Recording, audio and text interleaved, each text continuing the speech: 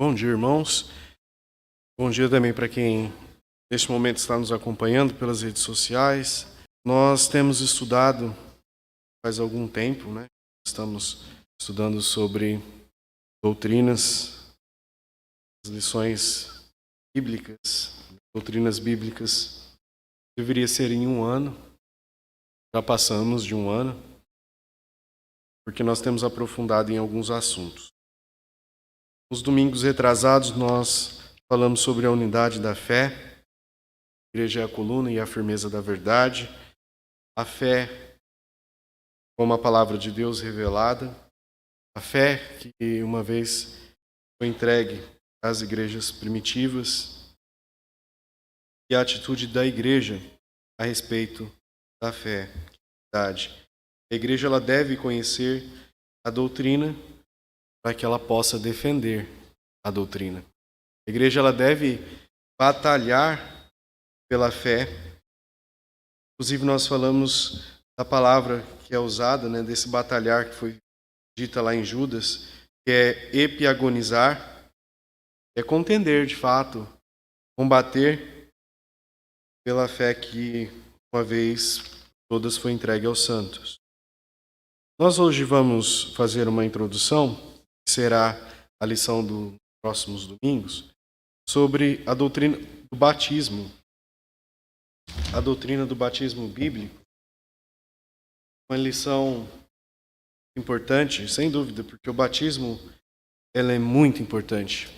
Deus enviou um profeta especial a Israel para iniciar este rito. Jesus mesmo foi um dos que foi batizado por este homem. E todos os apóstolos, os discípulos, foram batizados em água. E Jesus, os discípulos de Jesus, batizavam os novos adeptos. E a igreja, após, foi mandada a batizar discípulos até a volta de Cristo. O cristianismo hoje, irmãos, ele está dividido devido às suas interpretações particulares sobre o batismo. E muitas doutrinas, elas estão ligadas ao batismo. E nós vamos ver o que a Bíblia fala sobre isso. Para iniciar, eu me lembrei de um estudo que eu acabei ajudando, né, colaborando com o pastor Calvin, que é sobre o batismo com o Espírito Santo. E resolvi trazer para os irmãos um assunto muito importante. Depois nós vamos tratar de uma forma mais pormenorizada sobre o batismo no Novo Testamento, o significado do batismo e quem pode ser batizado.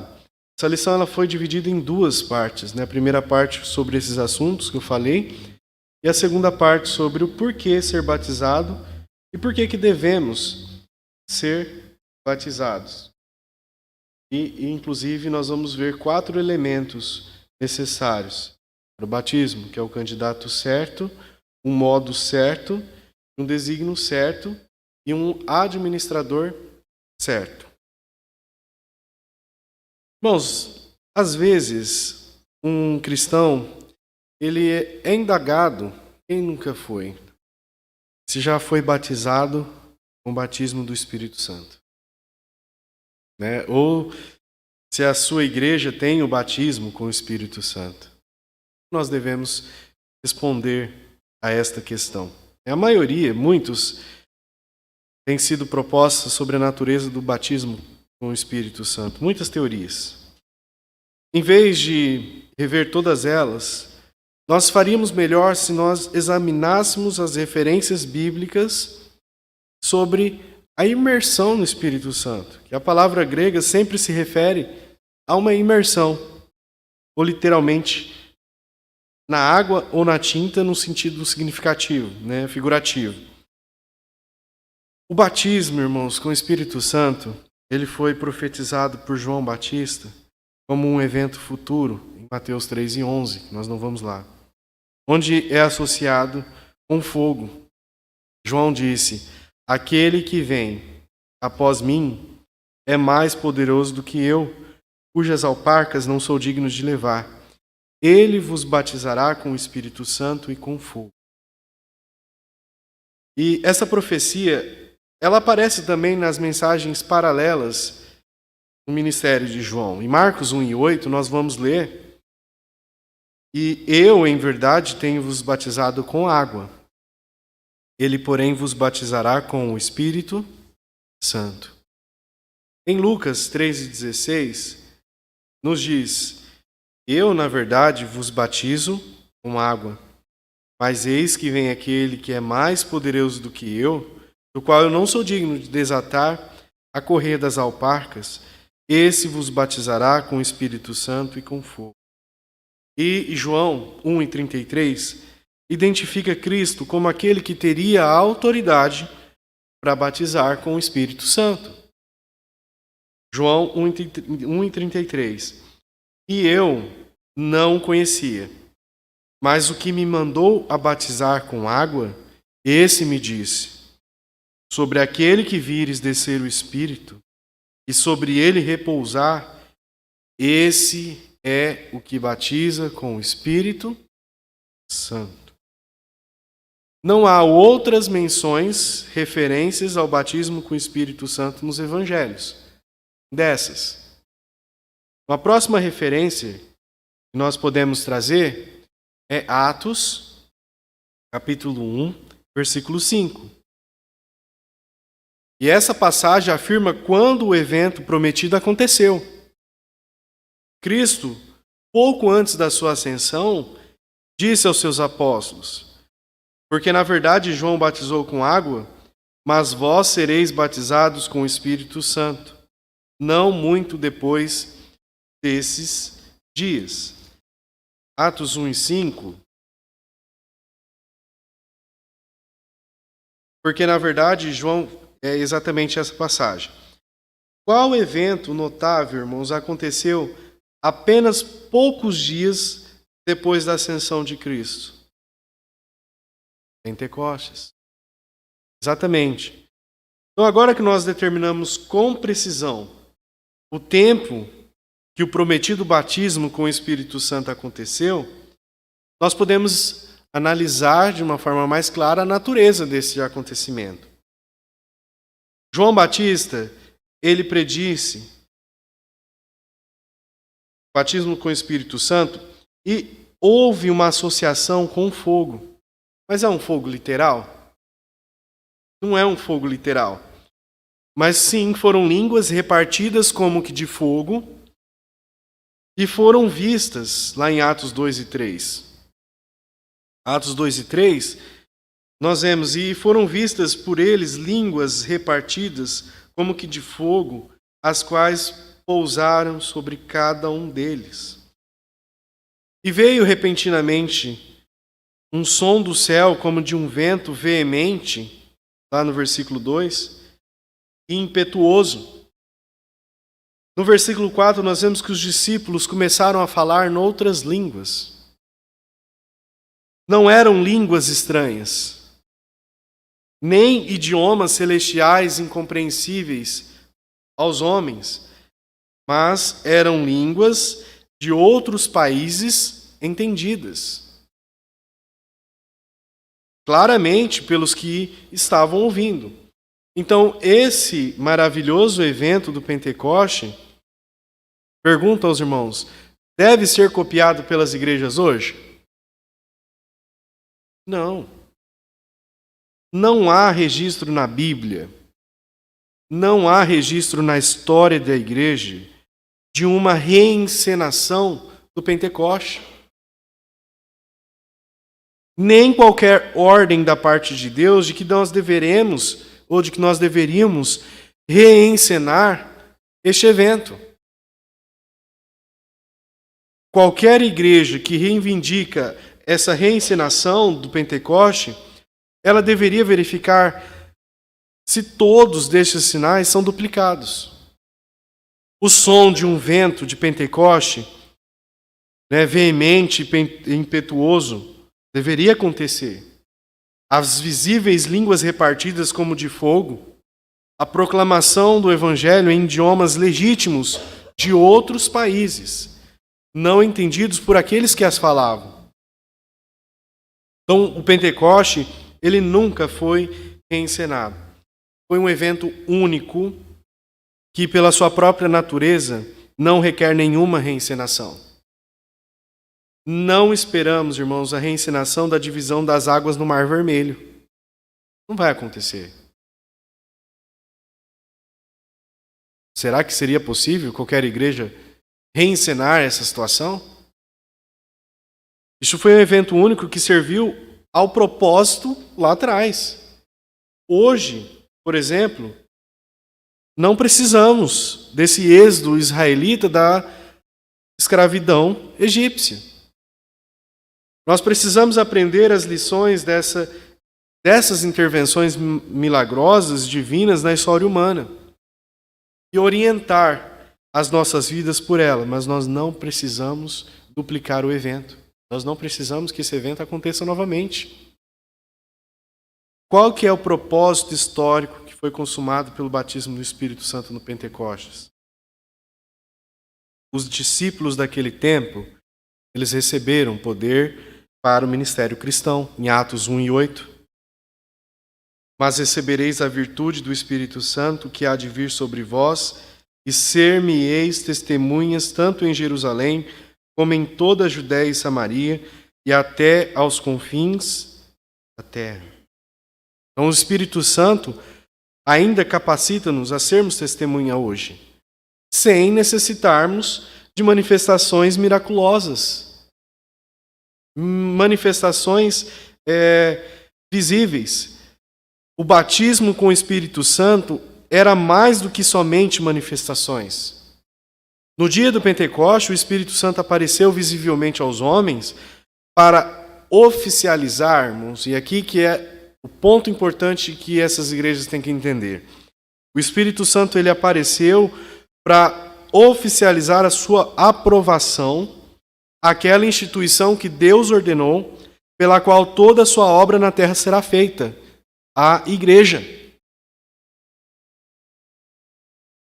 Foi justamente para isso, para aprovar aquela instituição que Deus ordenou, pela qual a obra seria feita a partir daí então, pela igreja. Deus ele estabeleceu duas instituições no Velho Testamento, pelas quais toda adoração e obediência do seu povo devem ser conduzidas. Lembra do tabernáculo de Moisés? E o templo de Salomão? O Espírito Santo, irmãos, apareceu publicamente na inauguração do tabernáculo. Olha lá em Êxodo 40, 34 e 35. Então a nuvem cobriu a tenda da congregação e a glória do Senhor encheu o tabernáculo, de maneira que Moisés não podia entrar na tenda da congregação, porquanto a nuvem permanecia sobre ela e a glória do Senhor enchia o tabernáculo. Apareceu também lá no templo, 1 Reis 8, versículo 10 e 11.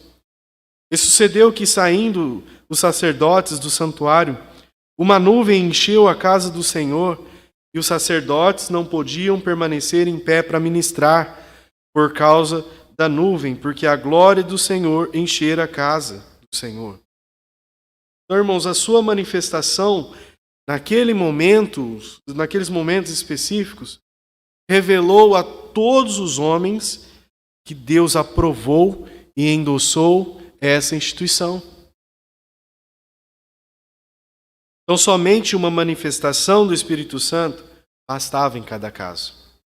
Apenas uma manifestação bastava em cada caso. Então, não deve nos surpreender, irmãos, de que o Espírito Santo também apareceu para endossar a igreja em cada caso. Isso de uma maneira pública, lá em Atos 2. Enfatizamos que a igreja que o Espírito Santo endossou no Pentecoste era uma igreja local. Não uma igreja mística, invisível, uma igreja universal como nós estudamos. O conceito que é, como nós vimos, não é escriturístico. E é contrário a todo o ensino no Novo Testamento sobre a igreja. Porque o conceito de uma igreja universal, como pregam muitos, é uma organização não existente.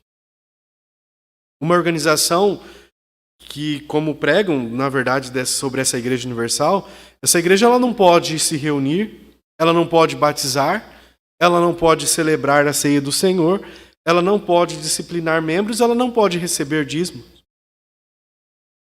Para que serve essa igreja?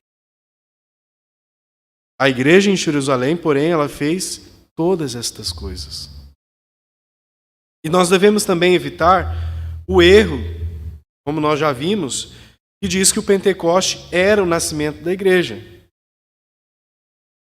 Como muitas vezes é afirmado por muitos aí, de uma forma até espontânea.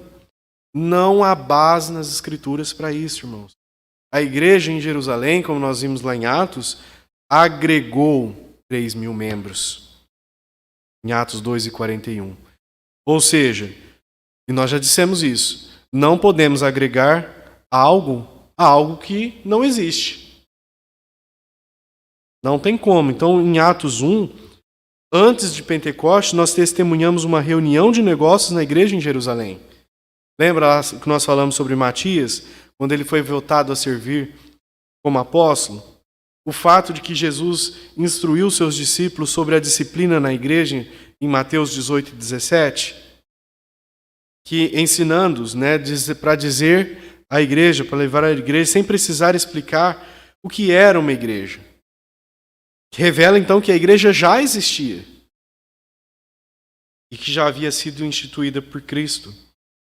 E agora que nós temos revisto a natureza e o propósito do batismo no Espírito Santo no dia de Pentecostes, nós vamos avançar para cuidar da próxima referência a respeito do batismo com o Espírito Santo. Em Atos 11:16, o apóstolo Pedro, ele defendendo a sua decisão de batizar e de receber como irmãos os gentios convertidos da Cesareia, olha o que Pedro diz. E lembrei-me, dito do Senhor, quando disse: João certamente batizou com água, mas vós sereis batizados com o Espírito Santo. Mas aqui nós vemos que não é claro se Pedro ele estava afirmando que o cair do Espírito Santo em Cornélio e seus companheiros, por exemplo, lá em Atos, olha lá Atos 10, 44 e 45. E dizendo Pedro ainda essas palavras, caiu o Espírito Santo sobre todos os que ouviam a palavra. E os fiéis que eram da circuncisão, todos quantos tinham vindo com Pedro, maravilhavam-se de que o dom do Espírito Santo se derramasse também sobre os gentios. Irmãos, era uma repetição do batismo com o Espírito Santo ou meramente uma comparação do evento àquele que ele conheceu no Pentecostes? O que é claro é que o Espírito Santo caiu graciosamente sobre esses gentios convertidos. O primeiro na história, para demonstrar publicamente o quê? A aceitação de Deus dos gentios, na família de Deus. Era apenas para demonstrar isso. A aceitação de Deus, Deus endossando a aceitação dos gentios na família de Deus, para que os irmãos judeus também aceitassem os gentios. Olha como que as coisas vão clareando. E este evento, como Pentecoste, era um evento histórico único, que não necessitava e nem pode ser também hoje duplicado pela igreja. Só teve uma única inauguração original. E quanto ao batismo, chamado de o batismo de arrependimento, pregado pelo apóstolo Paulo? Por ele passou todos os apóstolos de Jesus. João batizou Jesus, Nós vimos que Jesus foi batizado por João. Mas o batismo de Jesus, ele tem um desígnio, irmãos, totalmente diferente do administrado por João aos pecadores confessos. E nós vamos ver essa diferença. E finalmente, nós temos o batismo administrado pela igreja de Jesus. Primeiramente pelos apóstolos antes da sua morte, depois pela igreja organizada em Jerusalém. O batismo de João aos pecadores confessos. Esse batismo, irmão, como que ele era? Era por imersão. E nós veremos depois, nos estudos aprofundados que nós faremos sobre esse assunto, e o seu desígnio era totalmente diferente do administrado pela igreja. Simbolizava o batismo de João que Jesus, ele iria morrer, que ele iria ser sepultado e que ele iria ressuscitar dentre os mortos. Era uma crença naquele que havia de vir. Como dizia o próprio João. E João, ele podia administrá-lo porque, como ele confirmou e ele não negou, aquele que me mandou batizar, referindo-se ao próprio Deus, dando a ele tal autoridade para isso. Importante também lembrar, irmãos, que João só batizava pecadores confessos. Ou seja, pessoas que estavam conscientes de que eram pecadores. E grande número de pessoas que participaram desse batismo, administrado por João, nós vemos que inclusive os 12 apóstolos de Jesus. Foi um ministério tão grande que muitos anos depois, Paulo chegou a encontrar alguns dos seus discípulos na longínqua cidade de Éfeso, onde Apolo, grande pregador e cooperador de Paulo, foi um dos seus discípulos. E esse batismo, irmãos, terminou quando João foi encerrado na prisão. Coincidindo no início do ministério de Jesus, aquele que havia de vir chegou. Aquele que havia de vir chegou. Então não necessitam mais ser batizados para aquele fim. Quando Jesus iniciou seu ministério, João foi preso. E da prisão foi decapitado. E findou-se assim o batismo de João aos pecadores confessos. E o batismo de Jesus também foi por imersão. E seu desígnio também era diferente daquele batismo administrado por João aos pecadores. Simbolizava que ele daria a sua vida nos nossos pecados. Que ele seria sepultado e depois que ele ressuscitaria em glória. Obrigado, irmão. Então, para que se cumprisse, nós vemos que não era uma crença, que era de fato a vontade do Pai, ou como o próprio Senhor disse, para que se cumpra toda a justiça. Então, nessa passagem nós vemos a importância da pessoa que administra o batismo, porque o Senhor Jesus, ele podia ter batizado a si próprio, mas ele não fez. Ele podia, mas ele não fez. Ele andou mais de 100 quilômetros. Ele foi até onde João estava batizando. E lá ele recebeu o batismo da pessoa que o próprio Deus tinha ordenado do alto. E esse batismo, administrado pela igreja primitiva também, irmãos, foi por imersão. Só que o seu desígnio inaugurava um propósito todo novo. A partir de agora, esse batismo simbolizava que Jesus morreu. Ele morreu pelos nossos pecados. Ele foi ressuscitado, sepultado e que ele ressuscitou dentre os mortos. E só era batizado aquele que tinha feito profissão sincera de que sua fé no Senhor Jesus era concreta.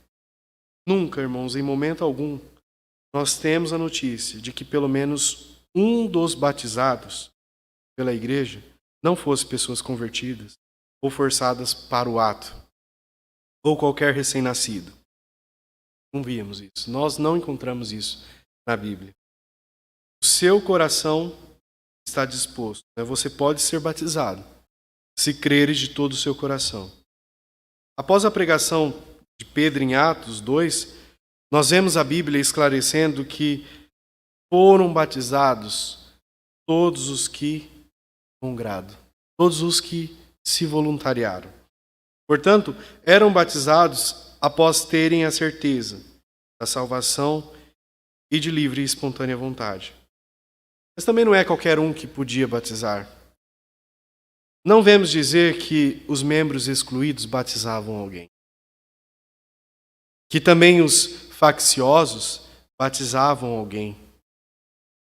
E não há nenhuma menção de que alguém tenha sido batizado por si mesmo. Do membro excluído, a Bíblia ensina a se afastar dele. Do faccioso, a Bíblia ensina a evitá-lo. E assim nós temos como ordenança: a igreja é quem administra o batismo. E só pode realizar o batismo aquele que está em comunhão plena com a igreja de uma forma bíblica e correta. E alguns acabam por identificar em Atos 19, 1 e 7. Olha lá, Atos capítulo 19, versículo 1 e 7. E sucedeu que, enquanto Apolo estava em Corinto, Paulo, tendo passado por todas as regiões superiores, chegou a Éfeso. E achando ali alguns discípulos, disse-lhes: Recebestes vós já o Espírito Santo quando crestes? E eles disseram: Nós nem ainda ouvimos que haja Espírito Santo. E perguntou-lhe então: Em que sois batizados então? E eles disseram: Batismo, João. Mas Paulo disse: Certamente João batizou com batismo de arrependimento, dizendo ao povo: Cresce no que ele havia de vir, isto é, em Jesus Cristo. E os que ouviram foram batizados em nome do Senhor Jesus. E impondo-lhes Paulo as mãos, veio sobre ele o Espírito Santo e falavam línguas e profetizavam. E estes eram, ao todo, uns 12 homens. Irmãos, quando Paulo ele realiza, quando Paulo ele rebatiza 12 discípulos de Éfeso como sendo um batismo com o Espírito Santo, e aqui nós devemos ser cautelosos, desde que este termo, ou seja, o batismo, ele não é usado nessa passagem. Ao invés de argumentar sobre qual termo nós devemos aplicar nessa manifestação do poder do Espírito Santo, nós faríamos melhor se considerarmos a lição principal da passagem: a importância do batismo correto.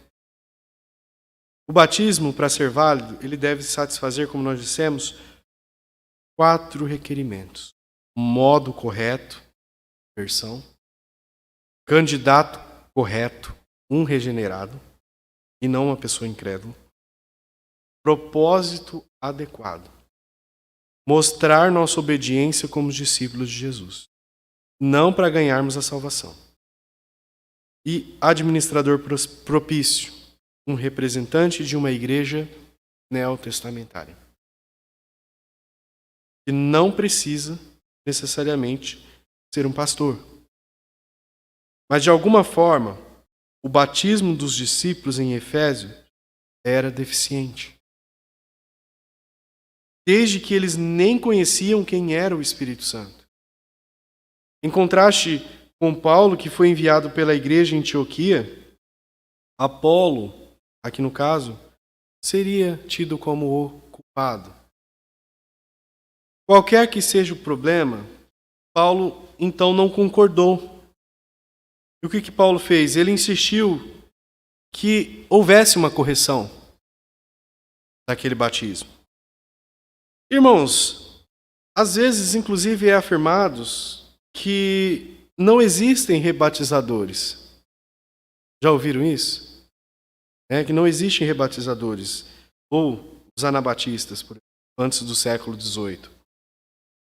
Os que afirmam isso se esqueceram de Paulo. Se esqueceram de Paulo. Os discípulos em Efésios obedientemente concordaram em ser batizados por Paulo quando eles descobriram que o batismo anterior tinha alguma deficiência. O Espírito Santo então ortogou publicamente seu selo de aprovação neste ato de submissão. A passagem de Atos 19, 1 e 7, ela inclusive é distorcida por alguns para argumentar que o batismo de João não é um batismo cristão. Essa ideia, irmãos, é baseada na falsa suposição de que os discípulos de Éfeso, longe e bem depois da época de João Batista, foram verdadeiramente batizados por ele. Essa passagem, ela não diz isso de maneira nenhuma. Paulo, inclusive, elogiou o batismo de João. Lá no versículo 4, lá de Atos 19, nós vemos isso. O fato de que Cristo e todos os apóstolos, os que começaram o cristianismo, estavam satisfeitos com o batismo de João e nunca procuraram um batismo mais moderno, deve ser uma prova suficientemente firme da atualidade do batismo de João para aquela época. Só que nós temos agora examinado todas as referências bíblicas a respeito do batismo com o Espírito Santo. E deve ser observado que, para que haja, de fato, uma verdadeira interpretação, olha lá em 1 Coríntios 12, 13. Pois todos nós fomos batizados em um Espírito, formando um corpo, como referência ao batismo com o Espírito Santo. Tal interpretação causa confusão tremenda, irmãos, num assunto de fácil entendimento. Esse batismo com o Espírito Santo, como concebido pelos que apoiam, é um batismo único, é um batismo singular, sem fogo, sem qualquer outra manifestação externa. Ocorre no momento da salvação. É simples. Ocorre no momento da salvação. Como que este conceito ele pode reconciliar-se de alguma forma do batismo com o Espírito Santo de Atos 2, que foi público sobre muitos com fogo e manifestação externa, derramando-se sobre as pessoas já convertidas? A dificuldade, irmãos, ela é totalmente eliminada quando nós reconhecemos que o batismo mencionado em 1 Coríntios 12, 13 é batismo na água, e é só isso. Muitos comentaristas não creem que o Espírito Santo é mencionado de alguma forma neste versículo. Eles creem que é o ensino de que todos os membros de uma igreja local ou corpo de Cristo tornaram-se membros daquela igreja pelo batismo com água em união espiritual. Outros tratam do Espírito Santo nessa passagem dizendo que pela liderança e capacidade do Espírito Santo nos tornamos membros da igreja local através do batismo com água. Qualquer interpretação cabe perfeitamente no contexto do ensino neotestamentário. A ideia do batismo com o Espírito Santo no momento da conversão é um intruso neste contexto. O Espírito Santo entra em todos os crentes no momento da conversão para habitar neles. Mas nós não somos instruídos de que o Espírito Santo batiza os crentes na conversão. Efésios 4 e 5, nós vemos que existe somente um batismo. E este deve ser o batismo em água, qual a Bíblia ensina. Não o batismo espiritual, que a Bíblia não ensina.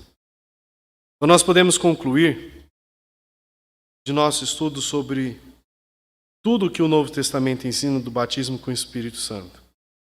Foi um evento histórico, foi um evento glorioso, através da qual Deus autenticou a sua igreja no começo do seu ministério, depois da ascensão de Cristo.